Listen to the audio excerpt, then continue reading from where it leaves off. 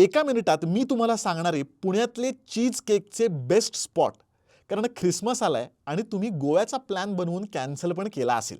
त्यामुळे पुण्यात बसल्या बसल्या कसं एन्जॉय करायचं यासाठीचा हा व्हिडिओ. सगळ्यात आधी जा कोरेगाव पार्कमध्ये फ्रेंच विंडो पेस्ट्रीजला. इथे मी खाल्ला ब्लूबेरी चीज केक. भाई इसको बोलते चीज केक. आईचा मी जेव्हा तोंडामध्ये एक घास तसा घेतला तर तो कधी गिळला गेला मला कळलं पण नाही.